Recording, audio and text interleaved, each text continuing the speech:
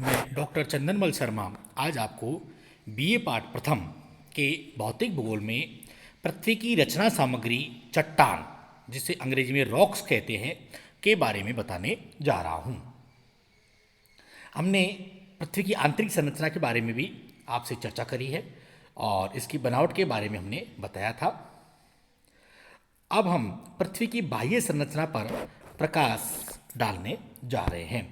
Arthur Holmes के अनुसार पृथ्वी को दो मंडलों में विभक्त किया जाता है, भूपर्पटी या पपड़ी या क्रिस्ट, तथा दूसरा है अधः स्तर या सबस्ट्रेटम। पृथ्वी के बाह्य मंडल को क्रिस्ट या पपड़ी कहते हैं। क्रिस्ट ठोस अवस्था में है। क्रिस्ट का ऊपर का भाग उठा हुआ है जो कि स्थल को प्रदर्शित करता है। स्थल मंडल लिथोस्फीयर कहलाता है और जल प्लावित भाग को जल मंडल हाइड्रोस्फीयर के नाम से जाना जाता है। साधारण अर्थ में स्थल मंडल का तात्पर्य चट्टान मंडल रॉकोस्फीयर से होता है, क्योंकि लिथाओस का शाब्दिक अर्थ चट्टान ही होता है। पृथ्वी की पपड़ी की संरचना अनेक तत्वों से मिलकर की हुई है, परंतु उनका 98% भाग केवल 4 तत्वों से निर्मित हुआ है। शेष 2% में 90 तत्व शामिल हैं। पृथ्वी की पपड़ी के पदार्थों को चट्टान कहा जाता है। भूगर्भ शास्त्र के बाहर चट्टान शब्द का तात्पर्य किसी कठोर तथा दृढ़ भाग से लिया जाता है, परंतु भूगर्भ शास्त्र तथा भूगोल में चट्टान शब्द का प्रयोग व्यापक अर्थ में लिया जाता है। चट्टान शब्द के अंतर्गत पपड़ी के उन सभी पदार्थों को सम्मिलित किया जाता है जो चाहे कठोर हो या कोमल हो।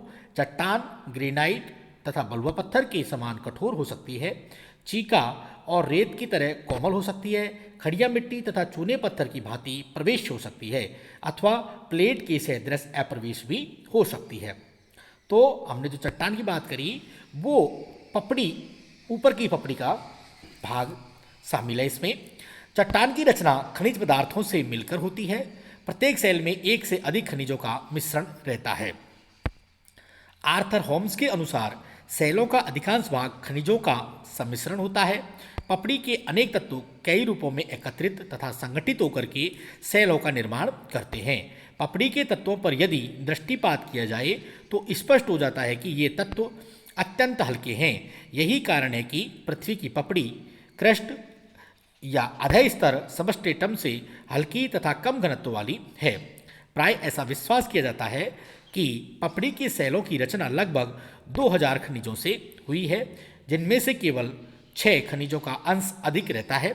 इनमें है नंबर 1 फेल्सपार, नंबर 2 क्वार्ट्ज या स्फटिक, नंबर 3 पायरोक्सिस, नंबर 4 एम्फीबॉल्स, नंबर 5 माइका या अभ्रक और नंबर 6 ओलिविन। भूपपड़ी की सेलों का कुछ भाग कठोर तथा संगठित होता है, जबकि कुछ सेलें ढीली तथा असंगठित होती हैं। कुछ सेल आकार में बड़ी, कुछ छोटी, कुछ एक समान तथा कुछ भिन्न भिन्न होती हैं। पृथ्वी के ऊपरी भाग पर तरह तरह के स्थल रूप पाए जाते हैं। इन स्थल रूपों का आकार और स्वरूप सेल की बनावट पर आधारित होता है, क्योंकि अपर्दन के विभिन्न साधनों द्वारा अपर्दन की मात्रा तथा प्रभाव सेलों की संरचना तथा संगठन पर आधारित होता है। साथ ही स्थल रूपों का रूप भी उसी अपर्दन के स्वभाव पर आधारित होता है। इस तरह यह कहा जा सकता है कि स्थल रूपों का निर्माण एवं विकास समय समय पर उनके आकार तथा रूप में परिवर्तित, एक स्थान से दूसरे स्थान पर उनमें भिन्नताएं आदि सेलों के स्वभाव एवं बदलते स्वरूपों पर आधारित है। इस आधार पर कहा गया है कि स्थल रूप संरचना, सेलों की बनावट, प्रक्रम, अपर्दन के विभिन्न साधन जैसे बहता हुआ जल, भूमिगत जल, पवन, हिमनद, सागरीय तरंग और अवस्था, तरुणावस्था, पूर्णावस्था और जीर्णावस्था का परिणाम होती है। देखिए, पृथ्वी का जो ऊपरी भाग है क्रस्ट, इसमें जो तत्व मिलते हैं इनको हम आपको बताने जा रहे हैं।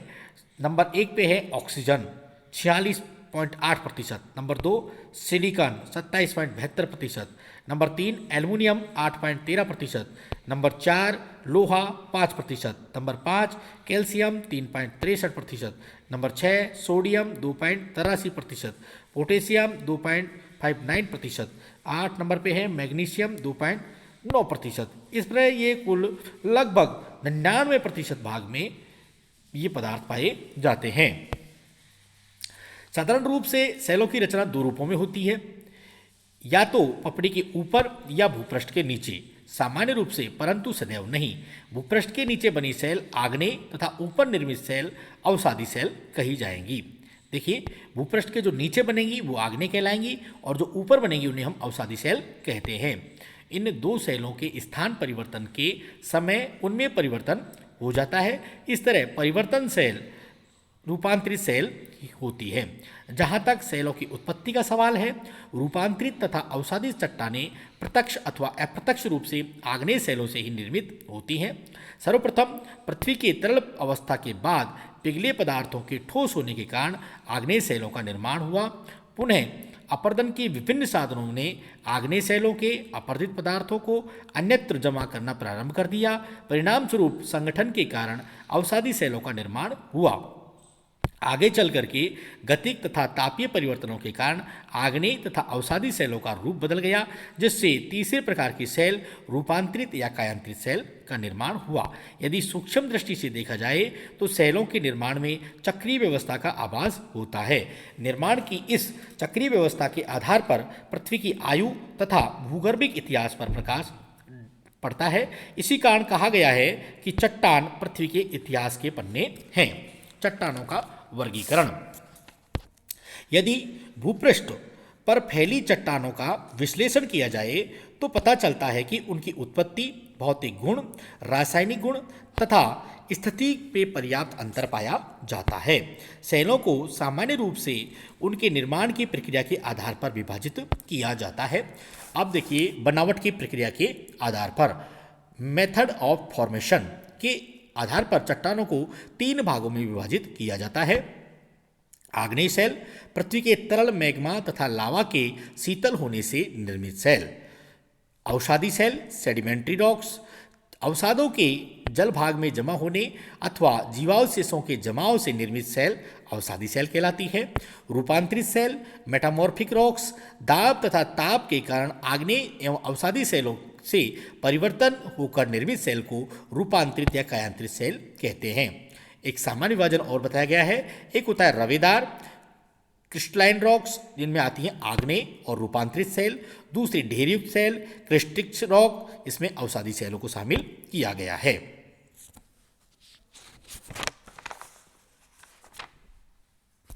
इसी के साथ पृथ्वी की रचना सामग्री का ये टॉपिक समाप्त होता है। नमस्कार। हम आगे आपको आग्नेय, अवसादी और कायांतरित चट्टानों के बारे में विस्तार से बताएंगे। धन्यवाद।